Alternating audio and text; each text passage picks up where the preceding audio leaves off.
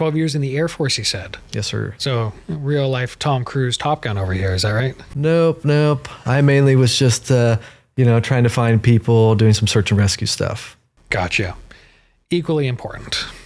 So let's talk about your story, because I want to pick apart how you got into this position as the executive director of Growing Veterans, because we talked a little bit already, and like I met you previously, and it seems like you've had a bit of an unorthodox career. Is that fair to say? Correct. Yes. So tell us, how did you get to Growing Veterans? What's your story?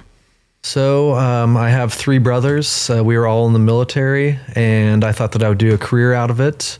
But then after 12 years and COVID hitting, I needed to choose between my career and my family. So I chose my family, got out, and then ended up becoming divorced about 3 years later.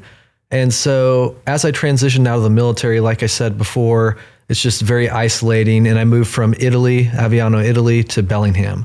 And so coming here during the pandemic, just being alone, then going through a divorce. So then the pandemic's happening, going through a divorce, you're isolated, you're alone.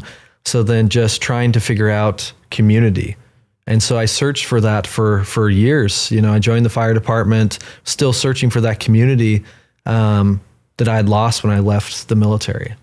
And dealing with my own mental health issues, my PTSD, I decided to resign from the fire department, and I still was lost and alone, and I didn't have a purpose.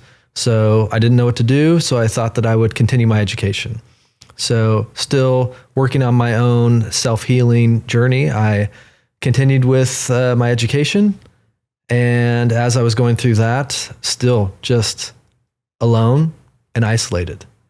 Still doing all the things that I think that I should be doing, continuing my education, trying to be a good father to my kids, but still in the back, isolated and alone. It's like a common theme that just stayed with me for 4 years until I stumbled upon Growing Veterans. And so then once I found that community and connection that I'd been missing in my life, I was able to thrive. I was like surviving for 5 years after I got out of the military, And then once I was able to find Growing Veterans, that's when I was able to thrive, like really grow as a human, trying to find out, what do I really like to do? And it's be around other people, and it's to serve and help. So what was it about Growing Veterans that proved valuable to you that you weren't finding in other social groups? It was just the coming together for the common good.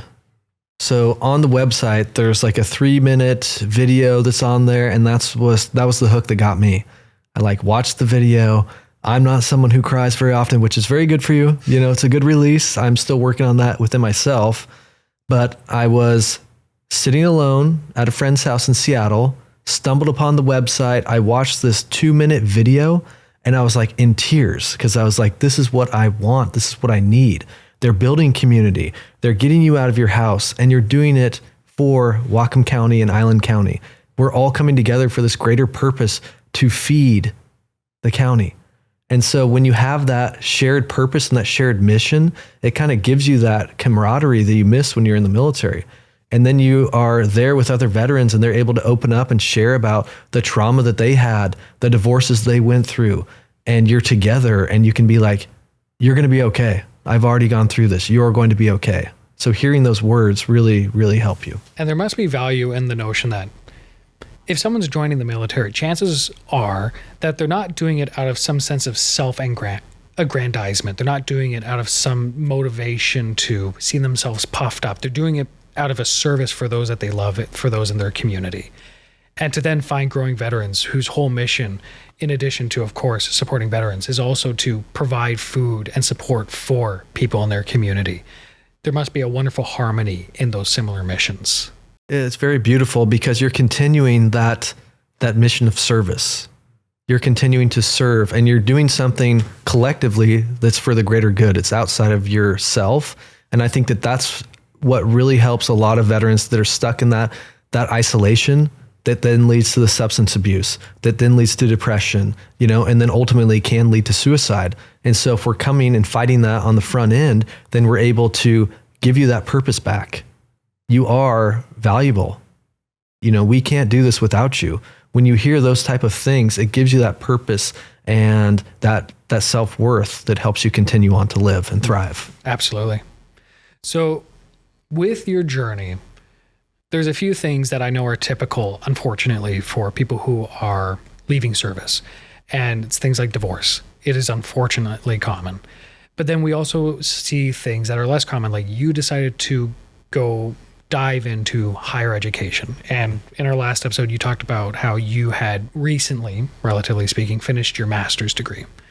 Why was higher education something that stood out to you as something that you had to do? For me, I wanted to heal myself. I wanted to figure out what's wrong with me, what keeps happening, why am I holding myself back? And so the higher education for me, I had my bachelor's degree in psychology. And so I just started searching online for more integrative health or like ways for self-improvement. And honestly, once I resigned from the fire department, also I needed to find a way to make money. And so like as you're in education, you have the GI Bill, so you have these resources for you. And so not only am I making myself more employable, but I'm giving myself time. So I can try to figure out like, okay, like I've got my head above water, I'm going to school, I'm going to have the master's degree, and then that's going to help me become employed. It gives you some breathing room. So the master's degree, can you tell us one more time, what was your degree? So I have a master's degree in integrative health studies from California Institute of Integral Studies. So when you got that degree, was your mindset that I am going to enter into a veteran-focused non-for-profit?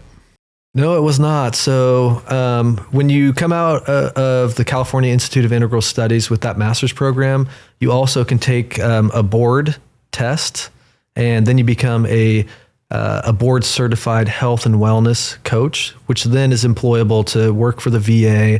You can work for any integrative health systems, or with that master's degree, you can then be the director of integrative health clinic. Gotcha. And so you found your way into growing veterans.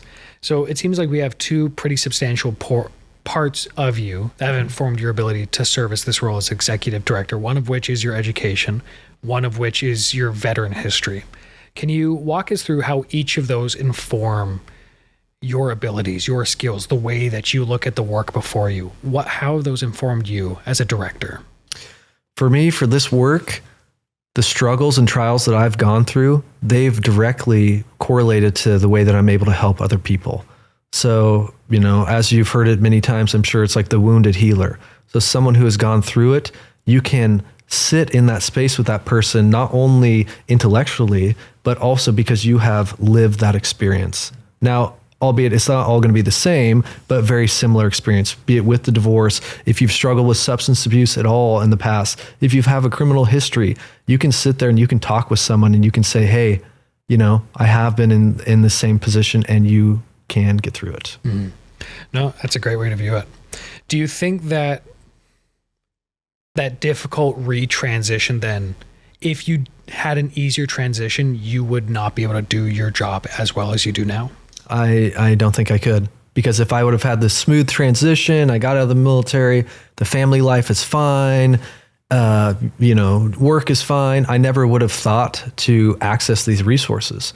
And so when I healed from healing, as I'm going through my healing journey, because I've never healed, as I'm going through that healing journey and I'm learning more about myself and healing myself, I'm then able to look back and see, where can I help others? So the healing that I received, I then want to pay it forward. And I never would have been in this position if I would have had a smooth transition. So by going through those trials and tribulations, that's really given me the vision to want to help others and continue my life of service. Perhaps it's crude and inappropriate to frame the question as such, but if you had to estimate how many people are leaving active service and having a good transition back into regular life? I mean, it does happen, it does happen. So it has, it's the unicorn for transitioning. You do hear stories of people who do a skills bridge, which is a program where you can intern and then they get a job and then everything is great. Life is good, but they are few and far between. It's unfortunate, but yes, that sounds about right. Yeah.